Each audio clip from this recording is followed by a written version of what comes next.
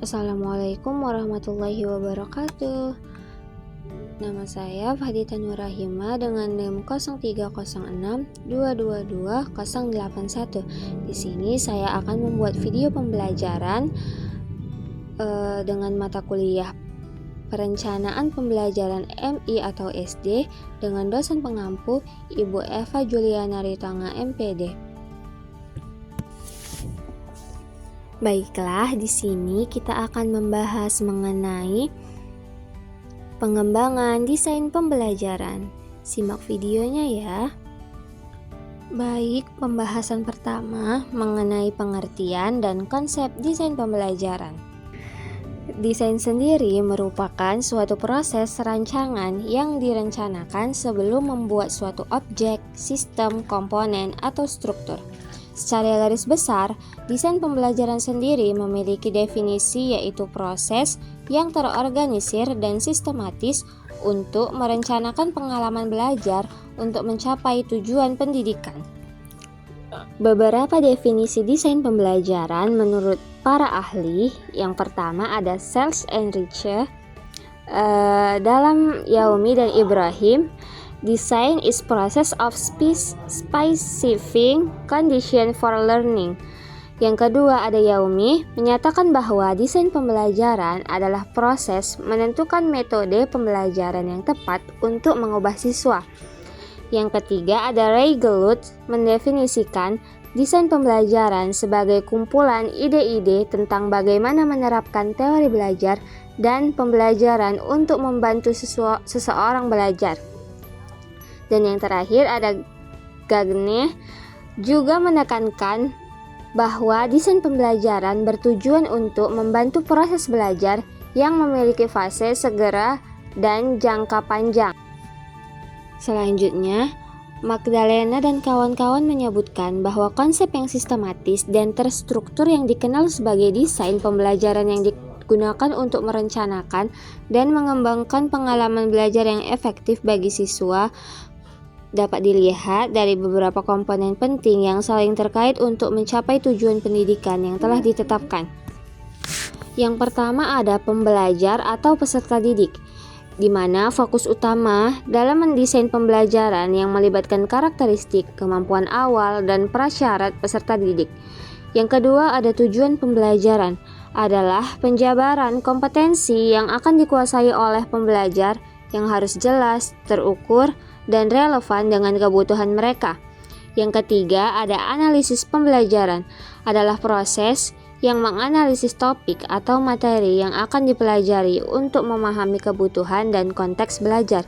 Yang keempat ada strategi pembelajaran, dapat dilakukan secara makro dalam kurun waktu 1 tahun atau mikro dalam kurun waktu 1 kegiatan belajar mengajar, dengan mempertimbangkan faktor-faktor seperti tujuan, materi, siswa, waktu, dan guru.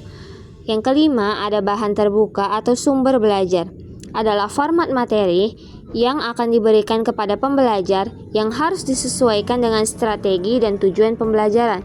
Terakhir ada penilaian belajar, adalah pengukuran kemampuan atau kompetensi yang telah dikuasai oleh pembelajar, yang dapat dilakukan melalui berbagai cara seperti tes tujuan atau format non-soal seperti observasi, wawancara, dan kuesioner. Pembahasan selanjutnya mengenai model-model desain pembelajaran.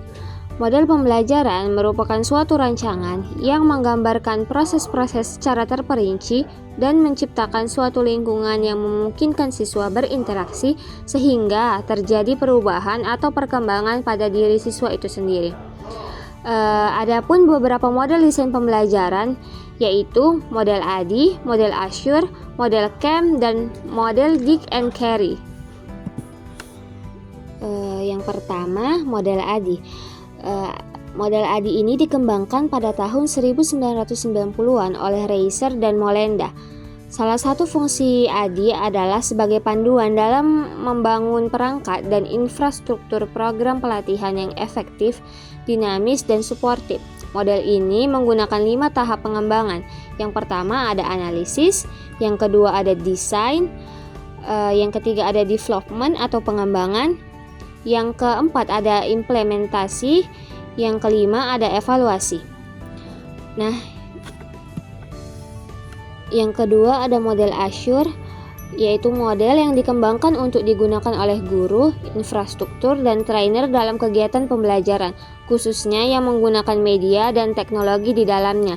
Dengan kata lain, model pembelajaran ini dapat digunakan untuk memfasilitasi proses pembelajaran siswa sehingga dapat mencapai kompetensi yang diinginkan. Dalam model ini, penggunaan media dan teknologi sangat penting untuk membantu siswa dalam mencapai tujuan pembelajaran. Model ini juga menggunakan beberapa tahapannya. Yang pertama yaitu menganalisis peserta didik, yang kedua menetapkan tujuan, yang ketiga memilih metode, media, dan materi, yang keempat menggunakan media dan materi, yang kelima melibatkan peserta didik secara aktif, yang keenam evaluasi dan revisi pembelajaran. Yang ketiga ada model CAM. Menurut Morrison, Rees and Camp, model perencanaan sistem pembelajaran ini membantu pendidik dalam memahami kerangka teori dengan lebih baik dan menerapkannya untuk menciptakan kegiatan pembelajaran yang lebih efektif dan efisien. Ada beberapa langkahnya, yaitu yang pertama menetapkan tujuan dan daftar topik, menetapkan sasaran umum untuk mempelajari setiap topik. Yang kedua ada menganalisis karakteristik peserta didik untuk siapa pembelajaran dirancang. Yang ketiga ada menetapkan sasaran pembelajaran yang dapat diukur dari dampaknya terhadap perilaku peserta didik.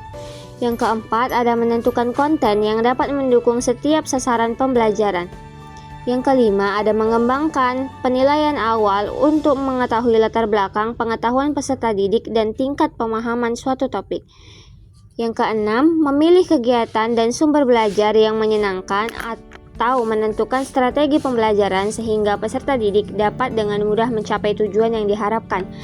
Yang ketujuh, mengkoordinasikan layanan atau fasilitas pendukung termasuk personil, fasilitas peralatan, dan jadwal untuk melaksanakan rencana pembelajaran. Yang terakhir ada mengevaluasi pembelajaran peserta didik dengan memastikan mereka menyelesaikan pembelajaran, mengidentifikasi kesalahan, dan meninjau fase-fase perencanaan yang memerlukan perbaikan berkelanjutan. Evaluasi ini bisa berupa evaluasi formatif dan sumatif. Yang keempat ada model Dick and Carey. Secara umum, model ini terdiri dari 10 langkah dan setiap langkahnya didefinisikan dengan jelas tujuan dan sasarannya, sehingga ideal bagi para perencana pemula sebagai landasan untuk mempelajari model-model desain lainnya.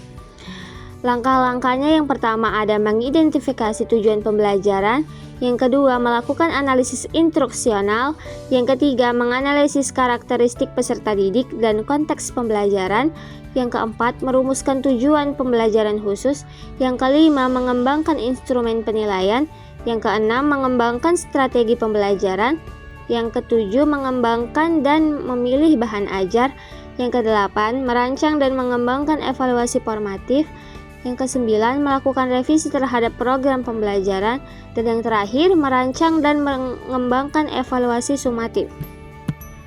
Baiklah, setelah membahas tentang model-model desain pembelajaran, sekarang kita akan membahas tentang pengembangan media pembelajaran.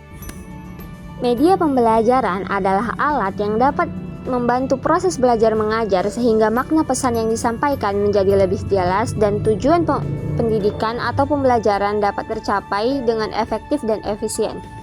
Media pembelajaran sangat penting dalam proses pembelajaran karena guru dapat menyampaikan materi kepada siswa menjadi lebih bermakna. Guru tidak hanya menyampaikan materi berupa kata-kata dengan ceramah, tetapi dapat membawa siswa untuk memahami secara nyata materi yang disampaikan tersebut. Nah, ada beberapa kriteria yang perlu diperhatikan dalam pemilihan media pembelajaran yang baik, yaitu yang pertama, sesuai dengan tujuan. Media pembelajaran harus dipilih berdasarkan tujuan instruksional, di mana akan lebih baik jika mengacu setidaknya 2 dari 3 ranah kognitif, afektif, dan psikomotorik. Hal ini bertujuan agar media pembelajaran sesuai dengan arahan dan tidak melenceng dari tujuan. Yang kedua ada praktis, luas, dan bertahan. Media pembelajaran yang dipilih tidak harus mahal, dan selalu berbasis teknologi. Pemanfaatan lingkungan dan sesuatu yang sederhana namun secara tepat guna akan lebih efektif dibandingkan media pembelajaran yang mahal dan rumit. Yang ketiga, ada pengelompokan sasaran. Siswa terdiri dari banyak kelompok belajar yang heterogen. Antara kelompok satu dengan kelompok lain tentu tidak akan sama. Untuk itu, pemilihan media pembelajaran tidak dapat disamaratakan. Yang terakhir, ada mutu teknis. Pemilihan media yang akan digunakan harus memenuhi persyaratan teknis tertentu. Guru tidak bisa asal begitu saja menentukan media pembelajaran meskipun sudah memenuhi kriteria sebelumnya. Media pembelajaran yang saat ini banyak digunakan, yang pertama ada media pembelajaran berbasis cetakan, media pembelajaran berbasis audio, media pembelajaran berbasis audiovisual, media pembelajaran berbasis animasi, dan berbasis game edukasi. Nah, pembahasan terakhir ada evaluasi desain pembelajaran. Secara etimologi, evaluasi berasal dari bahasa Inggris yaitu evaluation, yang merupakan akar dari kata value yang berarti nilai atau harga. Nilai dalam bahasa Arab disebut al-qiyamah atau al-taqdir yang berarti makna penilaian atau evaluasi. Secara terminologi, beberapa ahli mendefinisikan evaluasi diantaranya. Edwin dalam Ramelius mengatakan bahwa evaluasi mengandung pengertian suatu tindakan atau proses dalam menentukan nilai sesuatu. Yang kedua ada M. Cabib Toha mendefinisikan evaluasi merupakan kegiatan yang terencana untuk mengetahui keadaan objek dengan menggunakan instrumen dan hasilnya dibandingkan dengan tolak ukur untuk memperoleh kesimpulan. Desain pembelajaran dapat diartikan sebagai disiplin, sebagai sistem, sebagai ilmu, dan sebagai proses. Adapun bentuk-bentuk evaluasi desain pembelajaran, yang pertama ada evaluasi formatif. Evaluasi yang dilakukan pada setiap akhir pembahasan atau pokok bahasan topik dan dimaksudkan untuk mengetahui sejauh mana proses pembelajaran telah berjalan sebagaimana yang telah direncanakan. Evaluasi formatif membantu pendidik memantau pembelajaran peserta didik dan memberikan umpan balik yang berkala dan berkelanjutan. Dan yang kedua ada evaluasi sumatif. Evaluasi sumatif adalah evaluasi yang dilakukan pada setiap akhir tahun pembelajaran atau akhir suatu jenjang pendidikan yang di dalamnya tercakup lebih dari satu pokok bahasan dan dimaksudkan untuk mengetahui sejauh mana peserta didik telah berpindah dari satu unit ke unit berikutnya. Evaluasi sumatif ini sering dilakukan oleh pendidik dengan menggunakan tes-tes pada akhir satu periode pengajaran tertentu. Mungkin sampai di sini saja pembahasan mengenai pengembangan desain pembelajaran. Semoga dapat bermanfaat untuk kita semua. Wassalamualaikum warahmatullahi wabarakatuh.